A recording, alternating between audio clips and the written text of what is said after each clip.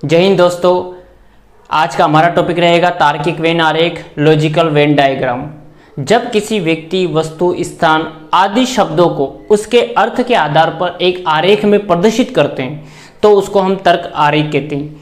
चूंकि यह विधि ब्रिटेन के गणितज्ञ जॉन वेन ने दी, इसलिए इस विधि का नाम पड़ गया लॉजिकल वेन डायग्राम। इस विधि में कुछ शब्द होते हैं और उन शब्दों को हम एक वृत्ताकार आकृति में प्रदर्शित करते हैं। यह वृत्ताकार आकृति उस शब्द के विशेष अर्थ क्षेत्र को प्रदर्शित करती है। जैसे मैंने यहाँ पर कुछ शब्द लिखे हैं और उन शब्दों को मैंने कुछ 3 स्थितियों में बांटा हुआ है। जैसे एक पहली स्थिति है सभी भाग। जब शब्दों के सभी भाग एक दूसरे में शामिल हो तो उसमें सभी भाग वाला पार्ट बनेगा। फिर दूसरा है कुछ भाग वाला। ये कंडीशन में क्या होगा कि जो शब्द दिए होते हैं उन शब्दों में से कुछ भाग एक दूसरे से संबंधित होगा। फिर तीसरी कंडीशन है कोई नहीं, यानी कि जो दिए गए शब्द हैं उनका आपस में कोई संबंध नहीं होगा। तो जैसे यहाँ पर हम पहले करते हैं माता और महिला। तो माता और महिला का जो संबंध है वो कैसा होगा? तो सभी माताएं क्या होती? महिला होती। यानी पर यहाँ पर कौन सी कंडीशन बनेगी? सभी, यानी कि शब्द का पूरा पार्ट दूसरे पार्ट में शामिल हो जाएगा। यानी कि यहाँ पर अगर माता वाला पार्ट ये है तो सभी जो माताएं हैं वो क्या होती है? महिलाएं होती। तो सभी वाला भाग इस तरीके से प्रदर्शित करेंगे। बिल्कुल सही बात है। यहाँ पर हमारा तर्क ये रहेगा कि सभी माताएं क्या होती है? महिलाएं होती है। क्या कोई माता पुरुष होता है क्या? नहीं होता ना। तो इस तरीके से हम यहाँ पर इस आरेख को ऐसे प्रदर्शित करेंगे। दूसरा कुछ भाग। कुछ भाग में कैसे कि कुछ पुरुष क्या होते हैं? डॉक्टर होते हैं। कुछ पुरुष क्या होते हैं? डॉक्टर होते हैं। तो कुछ का आरेख इस तरीके से बनाओगे आप। कुछ पुरुष क्या होते हैं? डॉक्टर होते हैं। अब आप बोलोगे कि सर पुरुष डॉक्टर का ऐसा क्यों बनाया? तो कुछ पुरुष डॉक्टर होते हैं। सभी पुरुष डॉक्टर होते हैं क्या? नहीं हो सकते। तो यहाँ पर कुछ वाला पार्ट ऐसे बनेगा। अब आप बोलोगे सर कुछ डॉक्टर है, तो डॉक्टर क्या महिलाएं नहीं होती? महिलाएं होती है। इसलिए तो मैंने बोला कि डॉक्टर वाला और पुरुष वाला कुछ पार्ट ऐसे बनेगा, है ना। सभी डॉक्टर पुरुष नहीं होते, कुछ डॉक्टर महिलाएं भी होती है। इसलिए कुछ वाला पार्ट इस तरीके से बनाओगे। कोई नहीं वाला पार्ट कैसे बनेगा? कोई महिला पिता नहीं होती। सही बात है। यहाँ पर हमारा तर्क रहेगा कि कोई भी महिला पिता नहीं होती। तो महिला और पिता का जो संबंध है वो बिल्कुल भी एक दूसरे से कनेक्टेड नहीं है। तो दोनों का जो आरेख है वो अलग अलग बनेगा। महिलाओं का अलग, पिता का अलग। यहाँ पर तर्क क्या रहेगा कि कोई महिला पिता नहीं होती है। यहाँ पर मैंने दो शब्दों से आरेख बनाए। एग्जाम में आपको 3 शब्द दिए होते हैं और उन 3 शब्दों के आधार पर आपको आरेख बनाना होता है। तो हम देखते हैं 3 शब्दों के आरेख किस तरीके से बनाएंगे। 3 शब्दों के आरेखों की कम से कम 10 स्थितियां बन सकती है। तो आइए अब हम 10 स्थितियों के बारे में बात करते हैं। तो हमारी पहली स्थिति है भारत, राजस्थान, जयपुर। तो इसका आरेख कैसे बनेगा? देखो, भारत में राजस्थान है और राजस्थान में क्या है? जयपुर है। तो जयपुर यहाँ आ जाएगा। जयपुर कहाँ है? अपने राजस्थान में। और राजस्थान कहाँ है? अपने भारत में। तो इसका आरेख इस तरीके से बनेगा। ये हो जाएगा अपना जयपुर, ये हो जाएगा राजस्थान और ये हो जाएगा इंडिया यानी कि भारत। दूसरी स्थिति देखो, फल, आम और सेब। तो आम और सेब दोनों क्या है? फल है। तो आम अलग फल है, सेब अलग फल है, लेकिन ये दोनों है क्या? फल के अंदर आएंगे। ठीक है। तो ये हो जाएगा आम, ये हो जाएगा सेब और ये दोनों क्या हो जाएंगे? फल। तो इसका आरेख इस तरीके से बनाएंगे। फिर है सब्जी, आलू और केला। तो सभी आलू जो हैं वो क्या होते हैं? सब्जी होते हैं, लेकिन केला तो क्या है? एक फल है। तो आलू तो किस में आ जाएगा? सब्जी के अंदर आ जाएगा। और केला जो अलग है तो केले का हम अलग बना देंगे। तो ये तो हो जाएगा आलू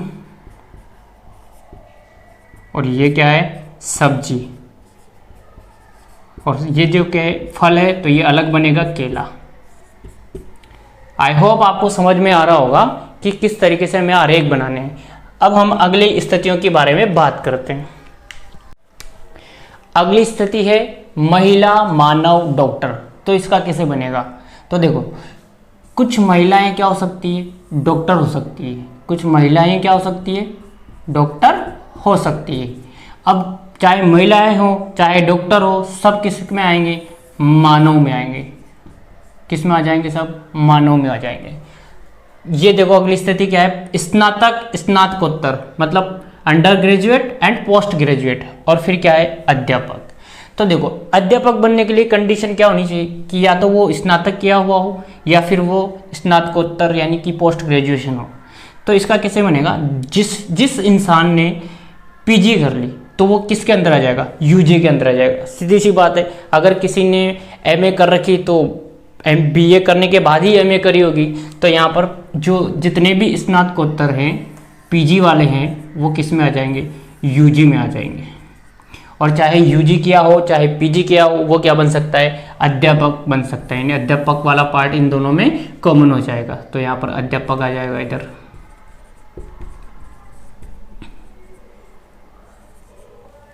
अगला है फूल सफेद कपड़े। तो फूल और कपड़े ये तो अलग अलग बात है, फूल अलग अलग होता है और कपड़ा अलग होता है। लेकिन कुछ फूल सफ़ेद हो सकते हैं और कुछ कपड़े सफ़ेद हो सकते हैं, तो सफ़ेद वाला पार्ट इनमें कॉमन हो जाएगा। इधर तो हो गया फूल, इधर हो गया कपड़े, और दोनों क्या हो सकते हैं, सफ़ेद हो सकते हैं। सभी नहीं हो सकते, कुछ हो सकते हैं, इसलिए मैंने कुछ वाला पार्ट इसमें शामिल किया हुआ है। नेक्स्ट है अध्यापक पुरुष लेखक। तो कुछ पुरुष अध्यापक होते हैं और कुछ पुरुष लेखक होते हैं, लेकिन कुछ पुरुष ऐसे भी होते हैं जो अध्यापक के साथ साथ लेखक का काम भी करते हैं। तो यहाँ पर कैसा आरेख बनेगा, कुछ पुरुष क्या होते हैं, अध्यापक होते हैं, और कुछ एक ऐसा समूह होता है जो अध्यापक और लेखक भी हो तो वो पुरुष में भी आ जाए। तो इस तरीके से इसमें तीनों पार्ट जो होंगे, कुछ कुछ पार्ट इसमें तीनों मिक्स हो जाएगा। नेक्स्ट है सोमवार शुक्रवार शनिवार। तो ये तो तीनों ही अलग अलग वार है, तो इसमें क्या कर दोगे आप, तीनों का ही अलग अलग आरेख बनाएंगे। फिर है वकील, महिला और बस। तो कुछ महिलाएं क्या होती है, वकील हो सकती है, बस का इनसे कोई लेना देना ही नहीं है। तो कुछ महिलाएं क्या हो सकती है, वकील हो सकती है, और बस क्या होगा, इससे बिल्कुल अलग हो जाएगा। तो यहाँ पर कुछ महिला वकील हो सकती है और जो है वो बस, इसका कोई लेना देना नहीं। यहाँ पर क्या है, इसको ध्यान से समझना। अध्यापक पुरुष लेखक, तो कुछ पुरुष क्या होते हैं, अध्यापक होते हैं। तो यहाँ पर मैंने लिख दिया कुछ पुरुष क्या होते हैं, अध्यापक, और कुछ पुरुष क्या होते हैं, लेखक होते हैं। तो कुछ पुरुष क्या हो सकते हैं, लेखक, और कोई पुरुष ऐसा भी होता है जो अध्यापक और लेखक का भी काम करे। तो यहाँ पर तीनों आपस में क्या हो जाएंगे, कुछ वाला पार्ट शामिल हो जाएगा। सभी तो नहीं होते ना, कुछ होते हैं, इसलिए यहाँ पर कुछ वाला पार्ट किया है। ये तो तीनों ही अलग अलग वार हैं। चलो अगला नेक्स्ट देखते हैं। नेक्स्ट है हरियाणा, चंडीगढ़ और पंजाब। तीनों ही भौगोलिक क्षेत्र हैं, और ये जो चंडीगढ़ वाला पार्ट है ये हरियाणा में भी आता है और पंजाब में भी आता है।